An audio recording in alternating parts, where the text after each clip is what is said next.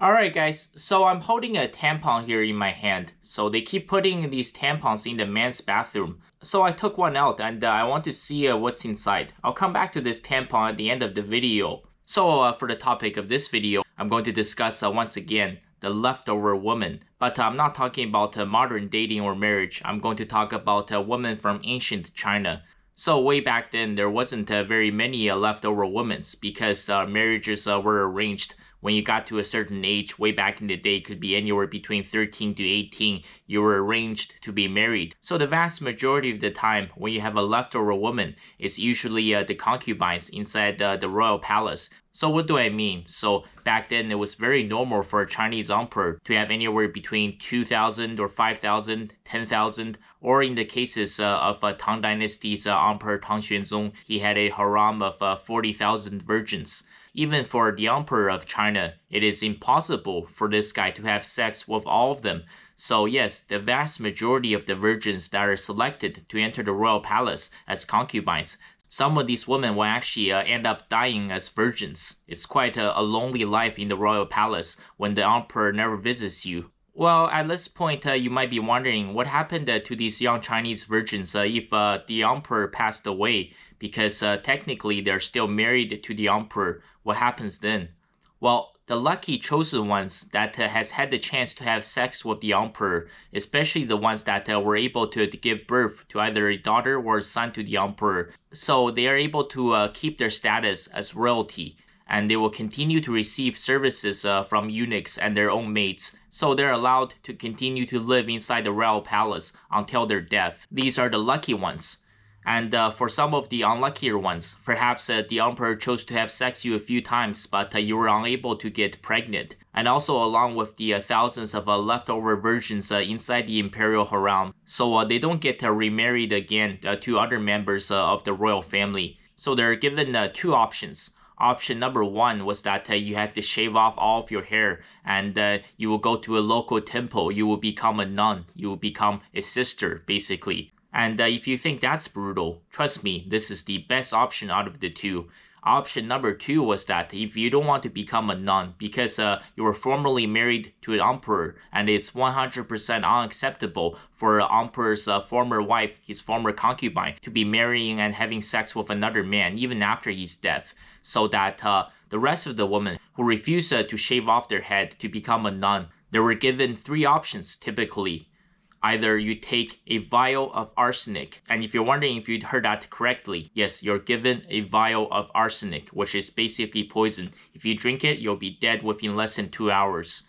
Or you're given a piece of white cloth, and this piece of white cloth is for you to hang yourself in your own room. Or you could be given a small dagger. The dagger is for you to pierce your own heart. So yes, basically, you're giving three options to commit suicide.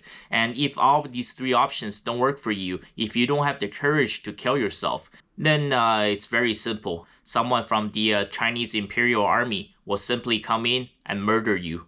So those are your options. Yeah, things back in ancient China were quite brutal. Well, some of you guys might be asking this question. So if these consorts, so if they know their fate has already been sealed, why don't they try to actually run away from the royal palace? If they know that the emperor is on his deathbed and they haven't given the children to the emperor, they're about to lose their status as concubines. They don't want to become nuns. They don't want to get murdered. They don't want to commit suicide. Why don't they just find an opportunity, maybe give the security guards some golden jewelry and just escape the royal palace?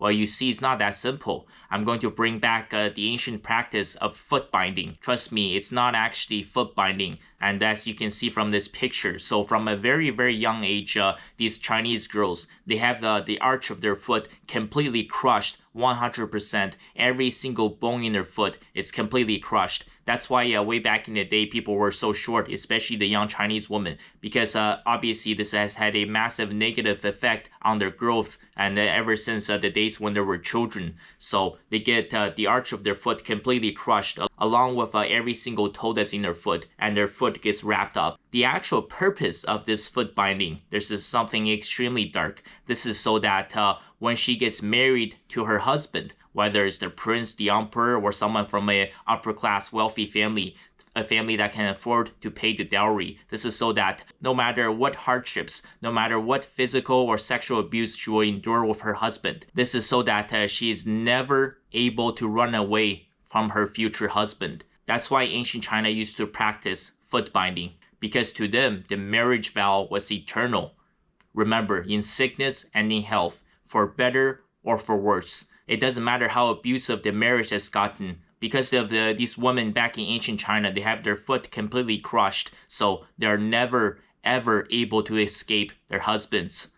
That is the dark reality of the foot binding for Chinese women. That's why so many of them have tiny feet growing up. Well, at least I'm glad to tell you guys that foot binding is no longer practiced in China.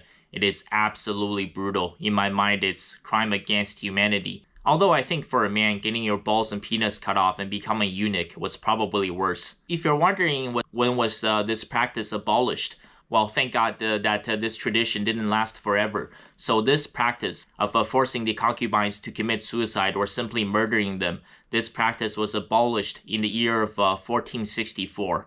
So, and if you're wondering what was the reason for it, basically, China in Ming Dynasty declared that this practice was deemed to be unconstitutional, if that's how you want to call it. So the practice of burying these leftover women in the royal palace and the foot binding, these are all relics of the past. And I sincerely hope that these practices will never ever come back. And so I'm coming back to the tampon. I have a question. So I picked up this, actually, yes, in the men's bathroom at the school. This is how woke Canada has gotten. I'm just wondering, I'm looking at this pad, right? I have a question for all the ladies that's watching this. So how do you go swimming with this thing? And also, if you're ovulating, can you actually go to the beach to swim? Because wouldn't that cause a lot of issues? Because wouldn't the water turn red? And also, wouldn't that attract like wildlife? Wouldn't that attract like sharks and stuff along with other wildlife? I'm just curious because I didn't think of this until I saw this tampon dispenser at my school's bathroom. So please let me know. Thank you guys so much for watching the video. I hope you guys will have an amazing weekend.